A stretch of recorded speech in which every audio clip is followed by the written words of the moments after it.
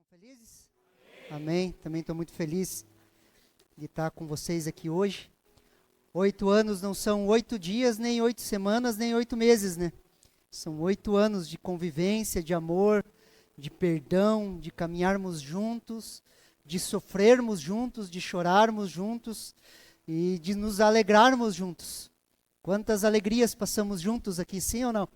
E vamos continuar passando nos próximos 10, 15, 20 anos, vendo a igreja crescer, florescer, a igreja avançar naquilo que Deus tem separado para nós como igreja. Você trouxe Bíblia, crente? Trouxe? Abra comigo lá em Gênesis, no capítulo 11, do verso 4 ao 7.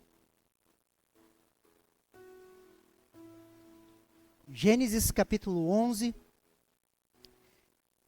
versículo do 4 ao 7. Gostaria de compartilhar um pensamento aqui com vocês nessa noite. Eu gostaria que você prestasse muita atenção. Eu vou ser breve, queridos, mas eu entendo que essa palavra é uma palavra de impacto para a minha e para a sua vida. Essa palavra ela pode transformar as nossas casas, as nossas famílias. Sempre quando a palavra de Deus ela é ministrada, ela traz transformação para as nossas vidas. Posso ouvir um amém? Quando nós permitimos o Espírito Santo trabalhar o nosso coração, nós nos desarmamos, nós permitimos que o favor de Deus nos toque, a graça de Deus nos toque, nós sempre aprendemos um pouco mais. E sempre vamos avançando de fé em fé e de glória em glória, até eu e você nos tornarmos a imagem de Cristo Jesus. Esse é o projeto de Deus para minha e para a sua vida. Olha o que Gênesis, capítulo 11, versículo do 4 ao 7 nos fala. Disseram, venham, vamos construir uma cidade e uma torre o topo chegue até os céus e tornemos celebre o nosso nome, para que não sejamos mais espalhados por toda a terra. Então o Senhor desceu para ver a cidade e a torre que os filhos dos homens estavam construindo. E o Senhor disse, eis que o povo é um, e todos têm a mesma língua. Isso é apenas o começo. Agora, não haverá restrições para tudo o que planejarem fazer. Venham, vamos descer e confundir a língua que eles falam, para que um não entenda o que o outro está dizendo. Queridos, existe um poder na unidade. Repete comigo, unidade. Queridos, existe um poder na unidade. A Torre de Babel, queridos, a Trindade, ela precisa descer sobre a face da terra. Poucos versículos na Bíblia, você vai ver a manifestação do Deus Pai, Deus Filho e Deus Espírito Santo ao mesmo tempo. Nós vemos isso no batismo de Jesus, quando os céus se abrem, a voz de Deus vem falando, esse é o meu Filho amado, o Espírito Santo está como uma pomba sobre a vida de Jesus. Mas poucas vezes nós vamos ver a manifestação da Trindade ao mesmo tempo sobre a face da terra. E nesse caso é um deles. Quando Deus desce para ver o que o homem estava fazendo, ele acompanha a cidade, a torre, e ele fala o quê? Vamos, desçamos, e vamos confundir as línguas, para que um não entenda o que o outro diz. Queridos, Deus espalha esse povo para cumprir o seu propósito. Eles se unem, a ideia deles era o quê? Isso aqui era algumas gerações depois do dilúvio, alguém teve uma boa ideia e falou o quê? Vamos construir uma torre alta até ela tocar os céus, para que se Deus encher a terra com água novamente, o que a gente faz? Corre para cima da torre. Queridos, parece algo irracional e impossível. Só que Deus fala que não haverá restrições, que isso era só o começo. Queridos, esse povo teria a capacidade de fazer a maior construção já vista pela humanidade. Uma torre que tocasse os altos céus. A construção dessa torre já era algo impossível. E Deus olha e fala o quê? Isso é só o começo do que esse povo maluco pode fazer se eles se unirem. E Deus fala o quê? Desçamos, vamos confundir a língua deles e espalhar eles por toda a terra. Para quê? Para que eles possam cumprir o propósito. Qual que era o propósito, queridos? Gênesis capítulo Gênesis 9, versículo do 1 ao 3. Olha que interessante. Deus abençoou a Noé e os seus filhos, dizendo: sejam fecundos, multipliquem-se, encham a terra.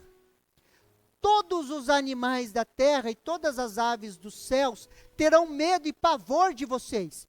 Tudo que se move sobre a terra, todos os peixes do mar, serão entregues nas mãos de vocês. Tudo que se move e vive servirá de alimento para vocês. Assim como lhes dei a erva verde, agora lhes dou todas as coisas. Queridos, qual que era o propósito, queridos, de Deus para eles? Que eles se espalhassem e enchessem toda a terra. Não ficassem fechados em um grupo. É o mesmo propósito, Gênesis capítulo 1, versículo 28, quando Deus abençoa Adão e Eva. A única coisa que o homem perdeu é o governo. Em Gênesis capítulo 1, versículo 28, Deus vai falar: governe sobre as aves do céu. Sim ou não? O homem perde esse governo, entrega nas mãos de Satanás. Quando o homem sai da arca, Deus abençoa e fala: encham a terra, se espalhem. E eles falam que nós não vamos nos espalhar. Vamos construir cidades. Vamos ficar todo mundo junto. Outra boa notícia, queridos, que é aqui que nasce o churrasco. Aleluia. Imagine, queridos, você viver comendo alface. Deus é bom, né?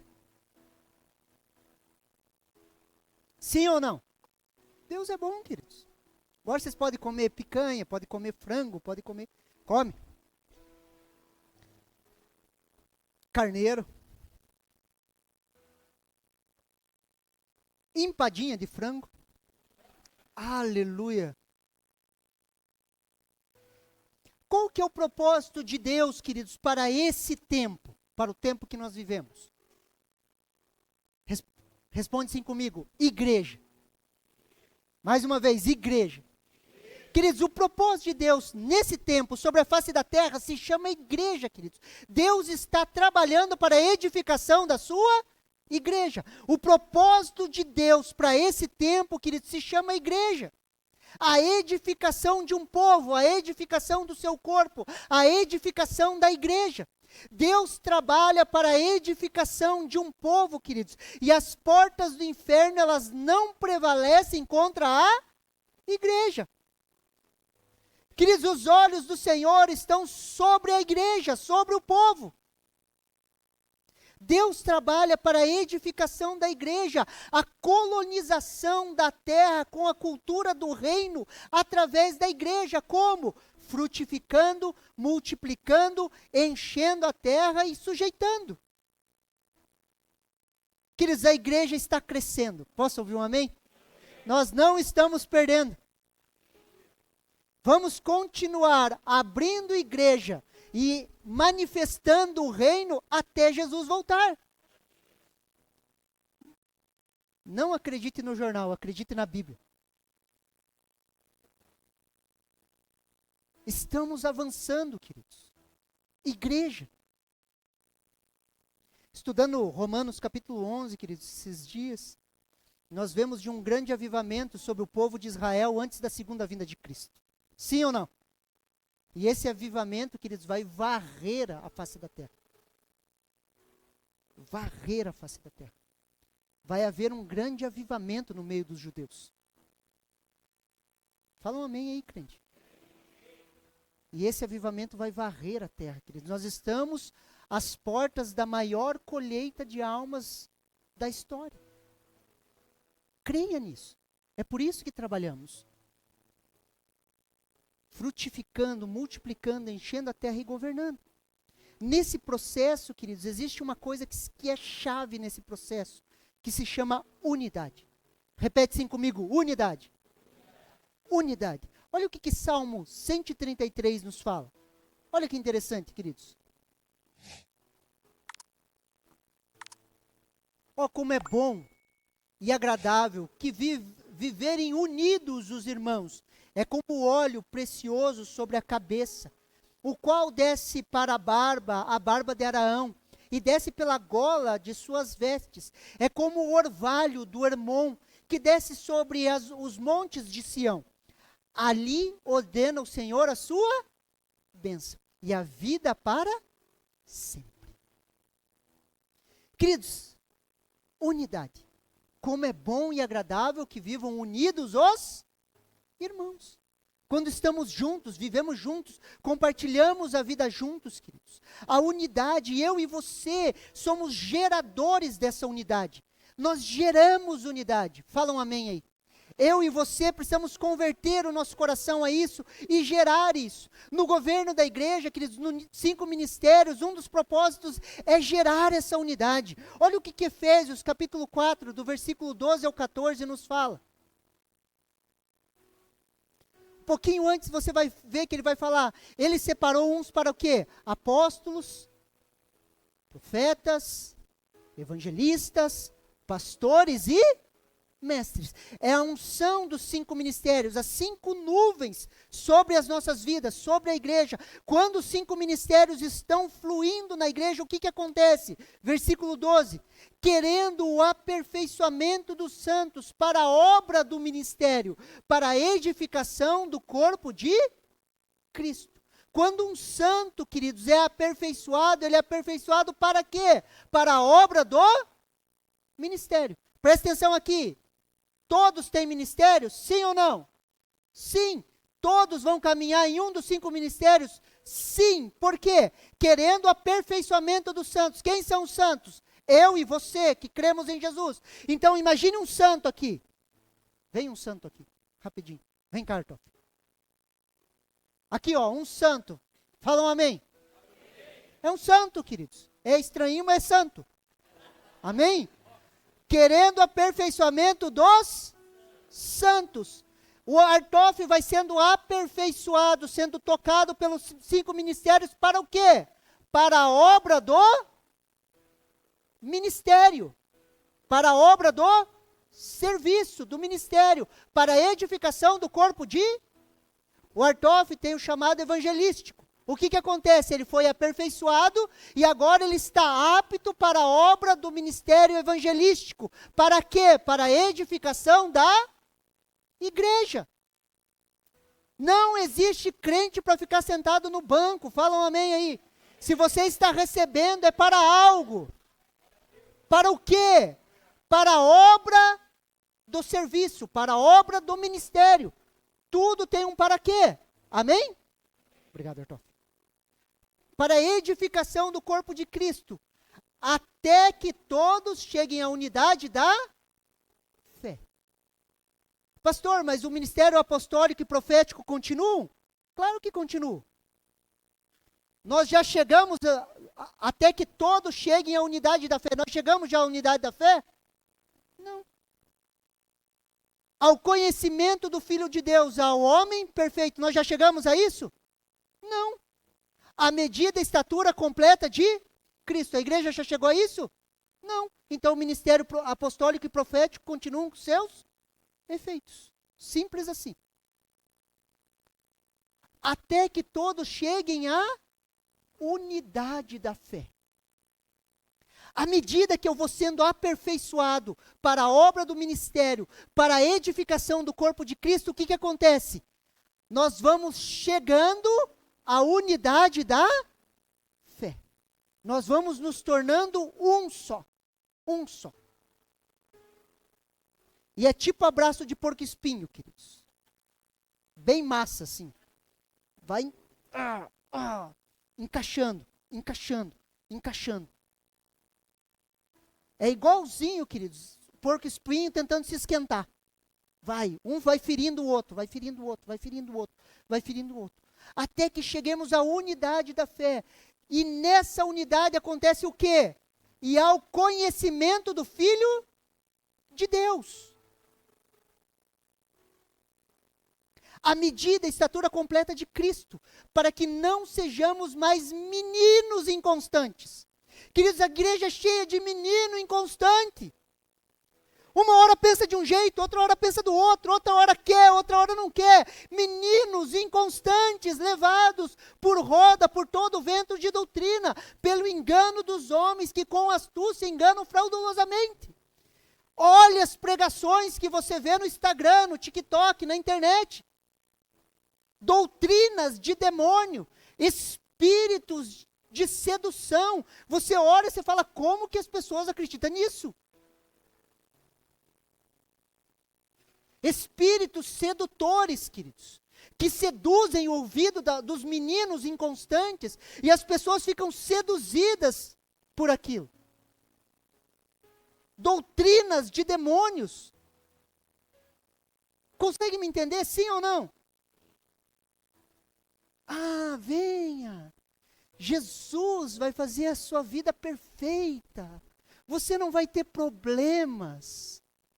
É só você sacrificar no altar.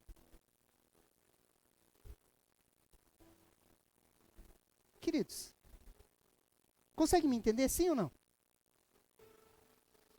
A função dos 5 ministérios é o aperfeiçoamento dos santos. Esse aperfeiçoamento dos santos gera a unidade da fé, que nos leva a uma relação com Jesus, ao conhecimento do Filho de Deus, ao homem perfeito.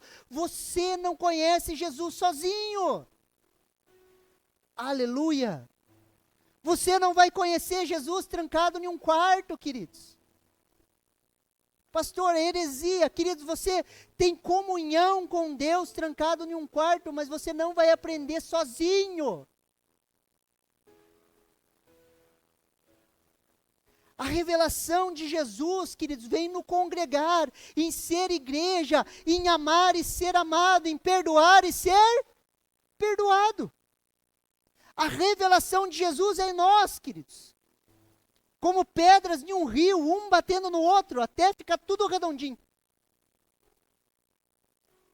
Sabe quando fala do seu interior fluirão rios de água viva? Rios de água viva fluem no meio da igreja, mexem as águas, e nós, como pedras vivas, vamos sendo lascadas.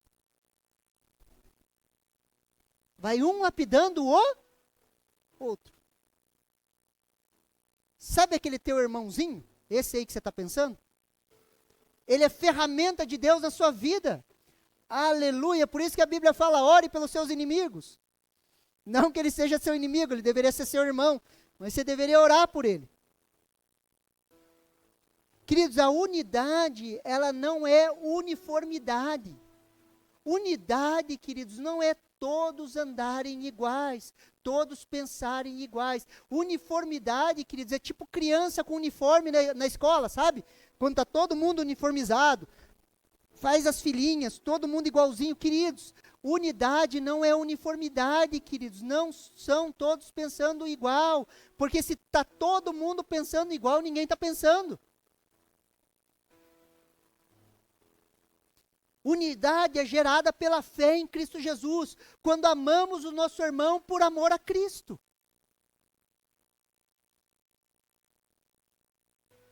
A gente brincava às vezes nos jovens, nós falamos, te amo, daí a pessoa ficava feliz, Jesus mandou, né? Eu falei isso para quem uma vez ela ficou brava. Não sei porquê.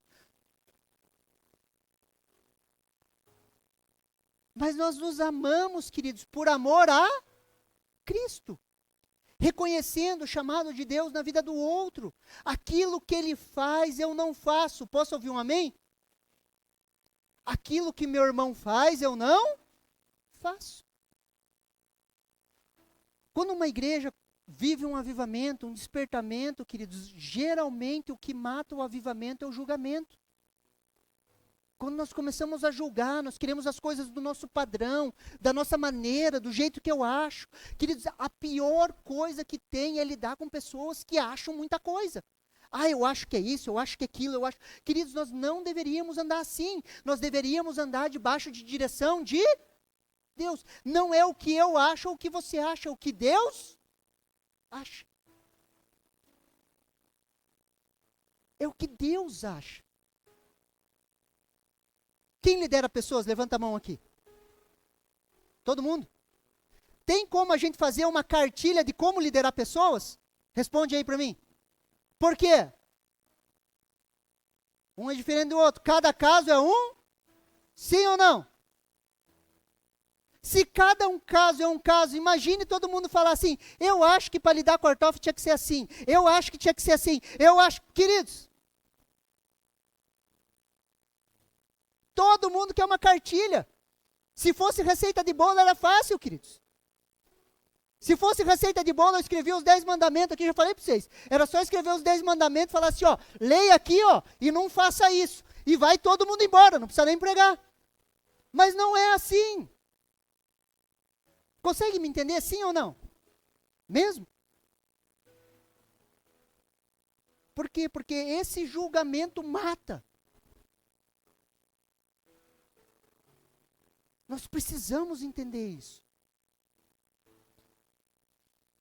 Existe individualidade e individualismo, queridos. Podemos ter individualidades. Posso ouvir um amém?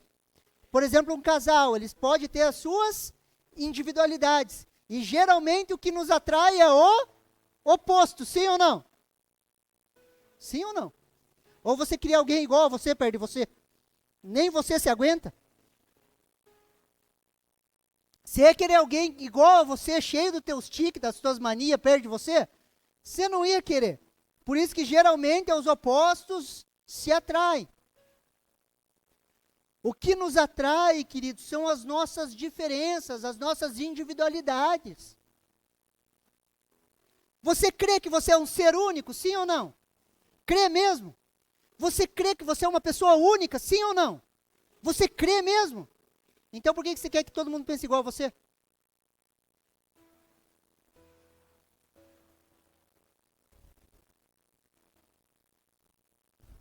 Sim.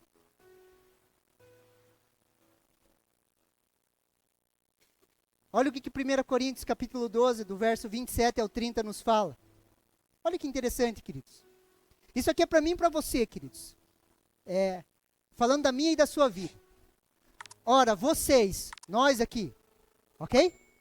Ora, vocês são corpo de Cristo. Dá um amém aí.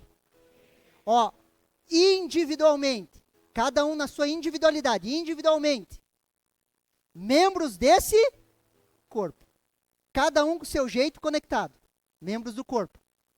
A uns Deus estabeleceu na igreja, primeiramente apóstolos, segundo lugar, profetas, em terceiro lugar, mestres, depois operadores de milagre, depois os que têm dom de curar, ou de ajudar, ou de administrar, ou de falar em variedade de línguas.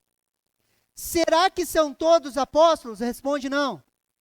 Será que são todos profetas? Será que são todos mestres? Será que todos operam milagres? Será que tem dons de curar? Todos têm dom de curar? Todos falam em línguas? Todos têm dom de interpretar essas línguas? Não. Mas mesmo assim nós somos corpo. Individualmente somos membros de um corpo. Nós temos cosmovisões diferentes, maneiras diferentes de olhar a igreja. Quer ver? Vamos ver os 5 ministérios. Se você pegar para um pastor, ministério pastoral, e falar para ele assim, qual que é a coisa mais importante da igreja? O que ele vai falar? Cuidar das pessoas, abraçar, segurar elas, proteger. Ai, não seja tão duro. Sim ou não? O pastor não vai ver a igreja desse jeito? Se você falar para um evangelista, o que é mais importante na igreja? Não sei, eu sei que eu estou olhando para as pessoas lá fora, se são salvas ou não salvas. Não me importa, já estão salvos. É assim que o evangelista pensa. Se olhar para o profeta, o que o profeta vai falar? A direção é para cá. Você está aqui emperrado. Esse monte de pastor te bajulando, mas a direção é para... E ele vai sentar a borracha. Vai, anda, anda, anda, anda. Sim ou não? O apóstolo vai estar olhando o quê? Envia esse povo, vai, vão fazer missão, vão, sei lá, abrir igreja, vão lá ser os melhores professores. O apóstolo vai estar empurrando as pessoas para fora. Cosmovisões diferentes, maneiras diferentes de ver a igreja. Quem está certo e quem está errado?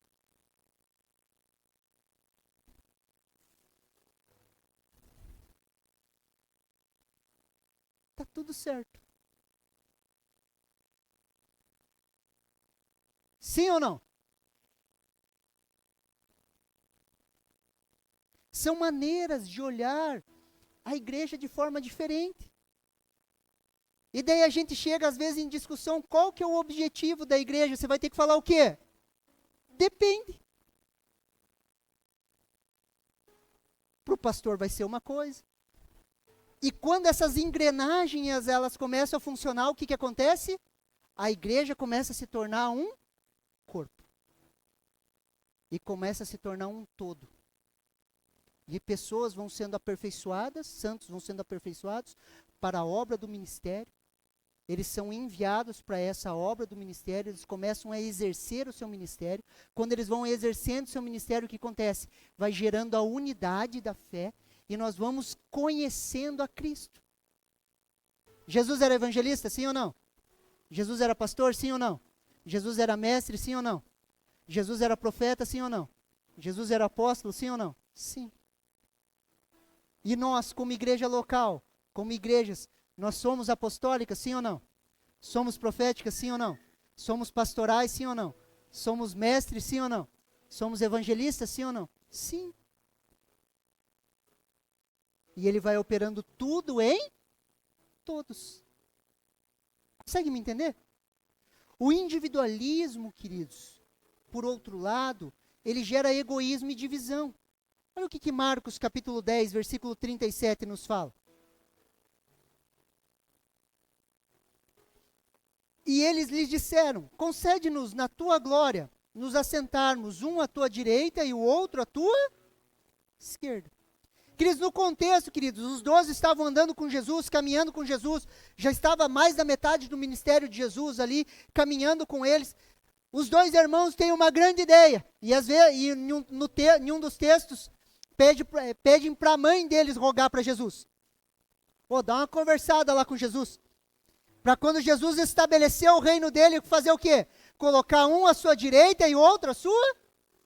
Queridos, lembre que eles tinham a visão de que Jesus era um Messias estilo Davi, que ia derrubar o Império Romano. Quando ele derrubasse o Império Romano, ele restauraria o Estado de Israel, ele seria um rei como Davi, e ele teria os seus ministros. O que esses 2 camaradas estavam pedindo? Nós queremos os cargos mais importantes, os que estão mais próximos de você, porque você vai ser rei. Queridos, eles estavam andando em um time, queridos, no time de Jesus, eles eram partes, só que eles só pensavam em si mesmos. Eles eram egoístas. Eles só pensavam nele. Imagine, queridos, os outros 10. Não sei você, mas você andando ali, ralando, queridos, trabalhando. Todo mundo debaixo de sol quente, servindo as pessoas. O ministério de Jesus, queridos, foi muito intenso. Esses camaradas trabalharam pra caramba, queridos. Imagina eles trabalhando, queridos. Chega 2 e fala assim, os outros 10, coloca eu e meu irmão aqui, nós 2. O que você ia pensar?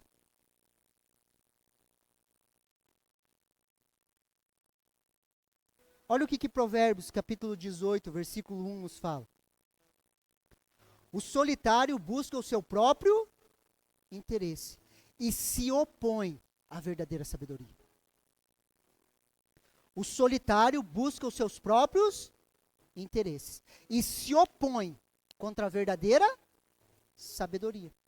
Queridos, o solitário aqui pode ser esses 2 irmãos, que mesmo andando junto com os outros 10 todos os dias, aprendendo com Jesus, não estavam juntos, eram solitários nos seus pensamentos. Queridos, tem pessoas que caminham junto com uma equipe, junto com pessoas, mas nos seus pensamentos são solitários, só estão pensando em si mesmos. Em si mesmos. Eles buscavam os seus próprios interesses. Olha o que 1 Coríntios capítulo 10, versículo 24 nos fala. Olha que interessante. Todas as coisas são lícitas, mas nem todas me convêm. Todas as coisas são lícitas, mas nem todas edificam. Ninguém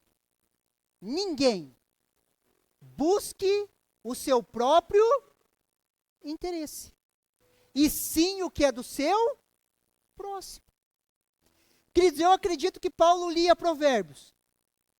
Ele deve ter tirado esse pensamento, o Espírito Santo inspirado ele em cima desse pensamento, desse provérbio. Ninguém busca o seu próprio interesse. Acredito mesmo que Paulo lia Provérbios. Não buscamos os nossos próprios interesses. Por quê? Porque isso se opõe à verdadeira sabedoria. Sabedoria. Quando nós falamos de unidade, queridos, nós precisamos entender isso. E nós precisamos entender que o poder do Espírito Santo, ele nos capacita a viver isso. Fale, graças a Deus. Mais forte, graças a Deus. Pelo Espírito Santo. Olha o que Atos capítulo 1, versículo 8 nos fala. Mas vocês receberão poder ao descer sobre vocês o Espírito Santo, e serão as minhas testemunhas, tanto em Jerusalém, como em toda a Judéia, Samaria, até os confins da terra. Queridos, o poder do Espírito Santo, queridos, o poder que transforma um cara egoísta como Pedro em um apóstolo, o poder de nos levar a contemplar uns aos outros, o poder que nos tira da zona de conforto, esse poder é que nos mata. Quer ver? Olha o que essa palavra testemunho significa, queridos. A palavra testemunho é a mesma raiz de mártires. E olha o que ela significa no 1C1. Aquele que, por seu exemplo, provaram a força e genuidade de sua fé em Cristo Jesus por sofrer morte violenta. O Espírito Santo vai vir sobre você, o poder do Espírito vem sobre você. Para quê? Para você ser testemunha. Ser testemunha é ser um mártir de Deus. Aonde você morre para você mesmo, para viver para os outros. Aonde você não busca mais os seus próprios interesses, mas você busca o interesse do seu próximo. Por isso que Jesus fala que esse poder viria para nos transformar em testemunhas. Ser uma testemunha de Jesus, queridos, é ser um morto-vivo. Aonde nós morremos para nós mesmos e vivemos para Cristo. Fala um amém aí, crente, para mim achar que você está acreditando. Chega um momento em nossa caminhada, queridos, que entendemos o nosso chamado e principalmente que ele nos gera renúncia.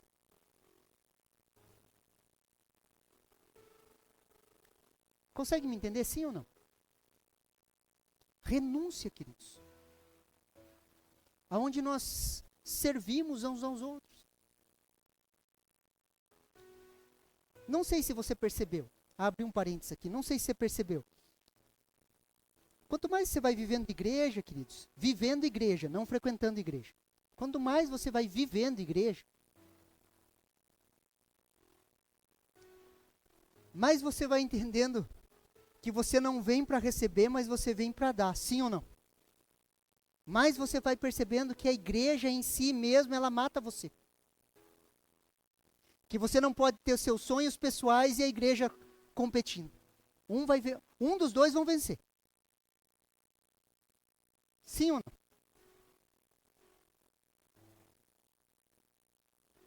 Quando você vive igreja, você vai percebendo isso. Ou você vai viver para você, ou você vai viver para servir aos outros.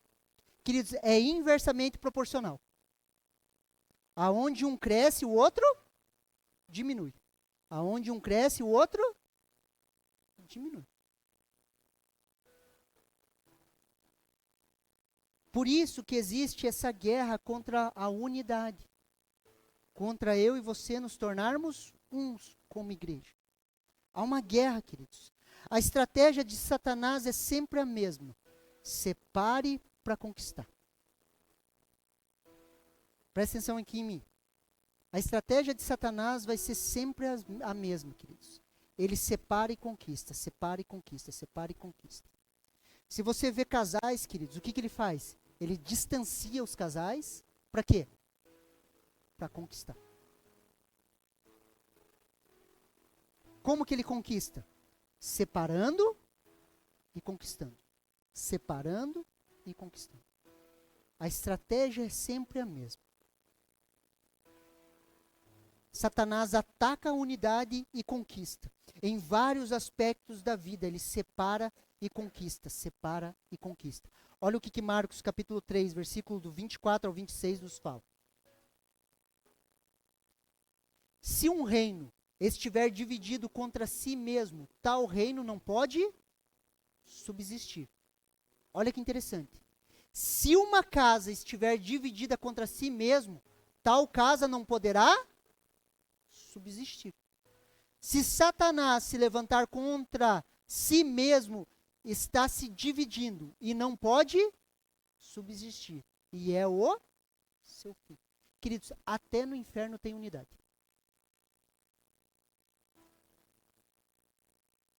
O que Jesus está falando? Se Satanás se dividir, será o seu fim. Até no inferno existe hierarquia. Até no inferno eles trabalham junto.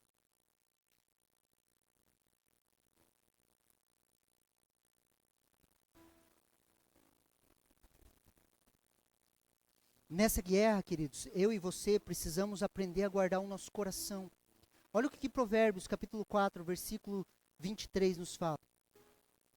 De tudo que se deve guardar, guarda bem o seu coração, porque dele procede a fonte da vida. Queridos, vivendo igreja, não frequentando igreja, eu e você precisamos aprender a guardar o nosso coração. Queridos, as pessoas se ofendem muito fácil. Queridos, a estratégia de Satanás é o quê? É separar e conquistar. Se a gente ficar se ofendendo, queridos, o que ele faz? Ele separa e conquista.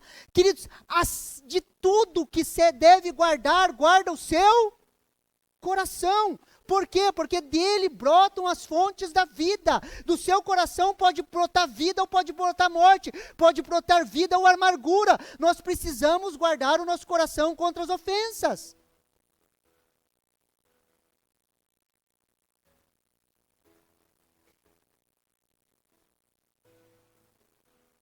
Posso falar?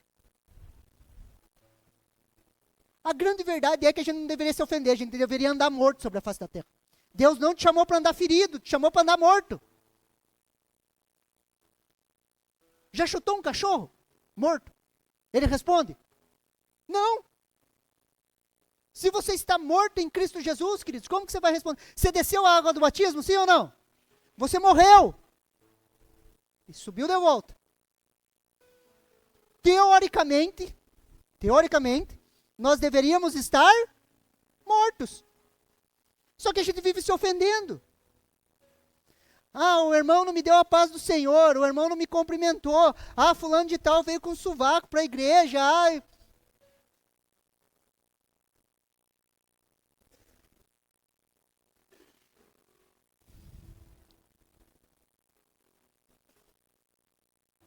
Tudo que devemos guardar, queridos, em primeiro lugar é o nosso coração, porque deles procede as fontes da vida, queridos.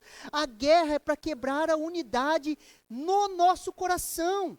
Existe uma guerra para contaminar o nosso coração. Contaminando o nosso coração, o que acontece? A fonte da vida se torna contaminada.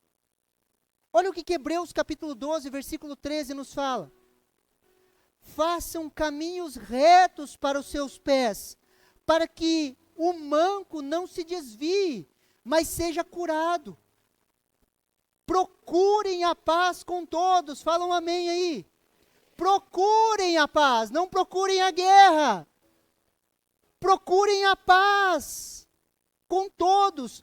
Busquem a santificação, sem a qual ninguém verá o Senhor. É para buscar a santificação. Cuidem para que ninguém fique afastado da graça de Deus. Cuidado, não se afaste da graça, do olhar da graça de Deus. Deus te alcançou de forma graciosa, sim ou não? Você merecia. Agora você deve olhar para os outros conforme a graça, as lentes da graça de Deus.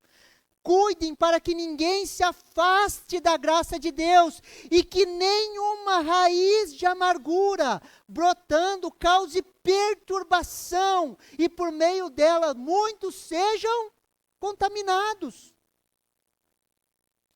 Precisamos cuidar com a amargura. Quando a raiz de amargura ela brota, queridos, ela começa a contaminar a muitos. Por isso que o autor a Hebreus nos orienta: busque a paz com todos. Se a raiz de amargura brota no nosso coração, o que acontece? Você começa a contaminar a muitos. Sim ou não? Ah, você viu lá o que ele fez? Não presta. Ah, viu? Entendeu? A raiz de amargura ela brota e sai contaminando a muitos. Por isso que nós precisamos guardar o nosso coração da amargura. A amargura brotando, ela causa perturbação, não somente aqueles que ouvem, mas aquele que foi contaminado. Você já ficou amargurado com alguém, sim ou não? Fala a verdade, sim. Fez bem para você? Não. Andar amargurado, quer dizer, beber veneno achando que o outro vai morrer. A gente vai... As piores manifestações demoníacas são por falta de perdão. As piores manifestações demoníacas são por falta de perdão, pessoas amarguradas.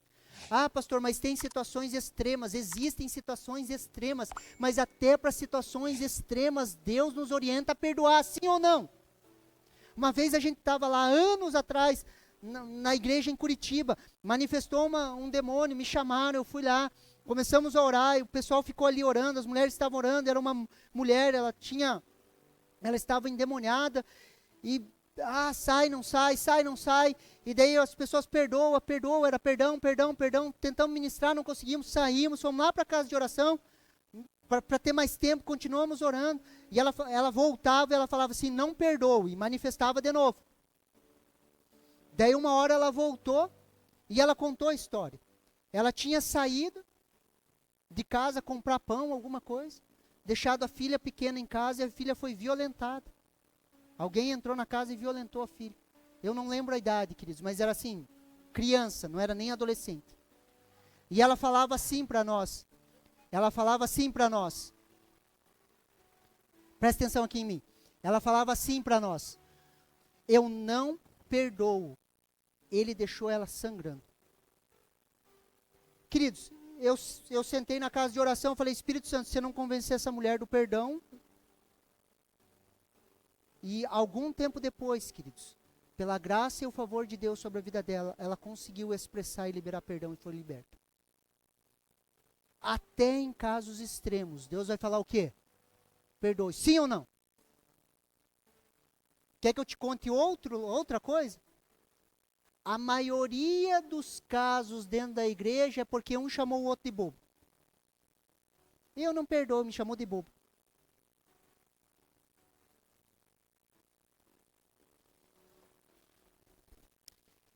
Quem trabalha com pessoas ativamente na igreja sabe que a maioria dos casos não são graves.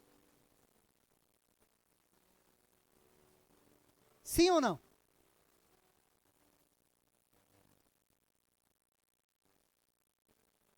Precisamos aprender a ser praticantes do perdão.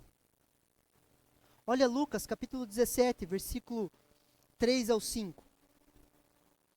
Tenham cuidado. Se o seu irmão pecar, repreende-o. Se ele arrepender, perdoa-lhe. Se pecar contra você 7 vezes em um dia, 7 vezes vier para lhe dizer, estou arrependido, perdoa-lhe.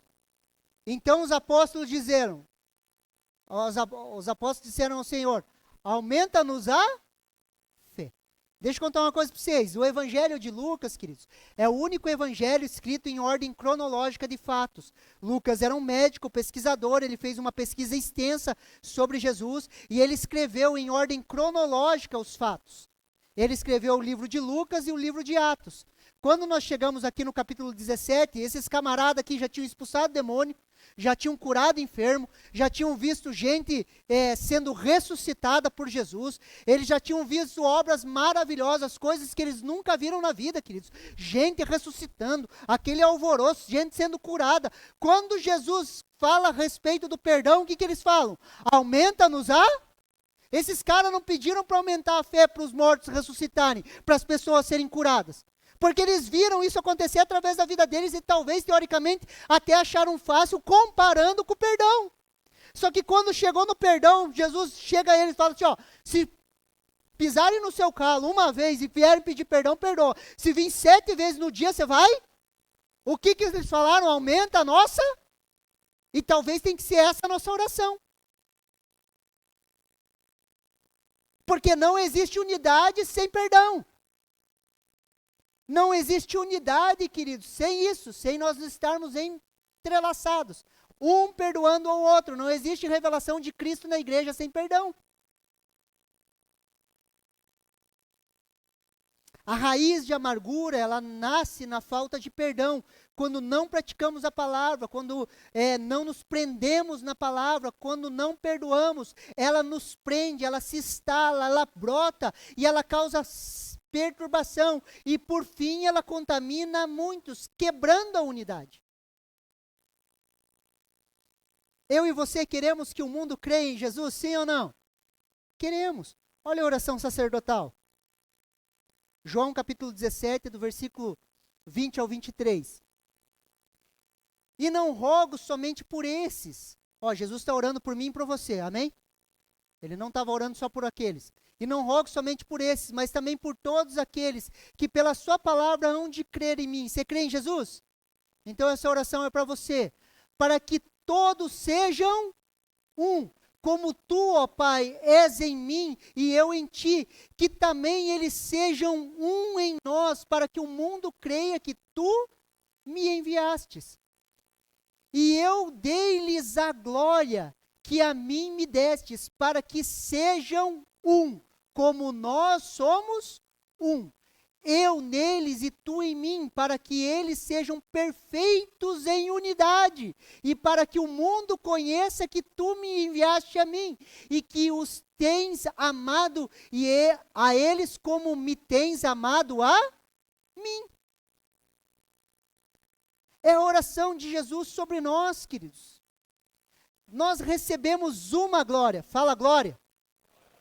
Se você perguntar o que é glória, queridos, imagine, queridos, todos os atributos de Deus sendo jogados em um lugar só.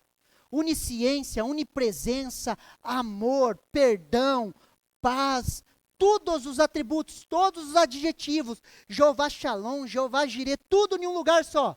Isso é a glória de Deus, sim ou não? A glória de Deus está aqui condensada nisso. E eu e você recebemos um pouco dessa glória. Para quê, queridos? Para nos tornar um. A glória que Jesus recebeu do Pai, a glória de sermos um. E quando nós somos um, não há impossíveis. Quando nós entendemos isso, queridos, nós vamos gerando uma concordância. E existe um poder sobrenatural na concordância. Olha o que Mateus capítulo 18, do versículo 18 ao 20. Em verdade digo que tudo que ligares na terra terá sido ligado nos céus, e tudo que desligares na terra terá sido desligado nos céus.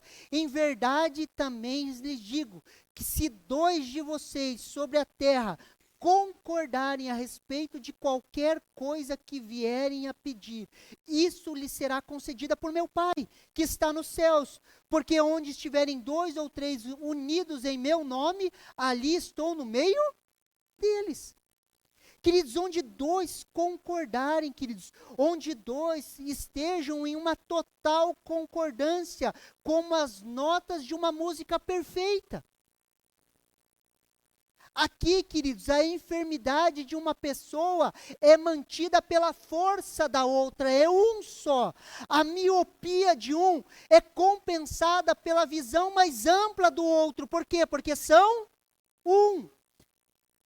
Aqui a pouca fé de uma pessoa é dominada pela firme confiança da outra. Os casados crentes sabem. Tem fases, queridos, que a fé de um dos cônjuges vai conduzir o outro em alguns desafios, sim ou não? E eles estão concordando. Eles estão se tornando um. A pouca fé de um é compensada pelo outro. Agora imagine isso acontecendo, queridos, entre nós, 100 pessoas, talvez, um fortalecendo o outro, queridos. Por isso que existe essa guerra. Agora você entende porque o diabo semeia discórdia, separação. Diabo, etimologicamente, a etimologia da palavra diabo, querido, significa separação, divisão, pelo que diabo literalmente indica aquele que desune, que inspira o ódio ou a inveja. A discórdia na família, a discórdia no grupo familiar, a discórdia na igreja, a fofoca que quebra a unidade, ele não quer a nossa unidade. Só que eu e você temos uma unidade de propósito. Posso ouvir um amém? Temos uma unidade de propósito. Não precisamos pensar todos iguais, mas com relação ao propósito somos unânimes.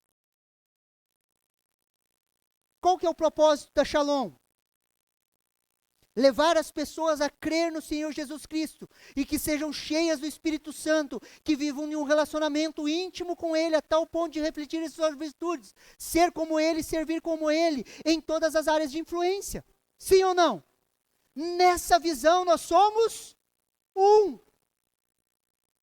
Qual que é a nossa missão? Ser como Ele e servir como Ele. Nisso nós somos um. Um. Nisso nós não andamos sozinhos. Nisso nós permitimos que a unidade nos molde. Quando nós falamos de igreja, queridos, nós estamos morrendo para que eu e você se torne um. Nós estamos saindo de seres individuais, morrendo dia a dia, para nos tornarmos verdadeiro corpo de Cristo. Deixa eu te falar uma teoria que eu tenho. Sabe por que nós não temos visto milagres, sinais, prodígios e maravilhas ainda? Sabe por quê? Às vezes eu creio que não é por causa de santificação pessoal. Porque eu conheço homens e mulheres santos de Deus que buscam a Deus. Mas a nossa santidade individual não vai trazer isso. O que vai trazer, queridos, sinais, prodígios e maravilhas novamente para a igreja, queridos, é a nossa unidade, a nossa concordância, quando nós formos um. Quando nós formos um, queridos, nós vamos ver como no texto de Gênesis, não haverá impossíveis. Nós vamos ver o poder sobrenatural de Deus fluindo através das nossas vidas. E nós vamos experimentar curas, milagres, maravilhas. O avivamento de Deus, queridos, ele vem quando um povo se torna um. Aonde eu não estou buscando o meu interesse, aonde eu não estou buscando viver para mim, mas eu estou buscando o melhor para o meu próximo. Você recebe essa palavra no seu coração?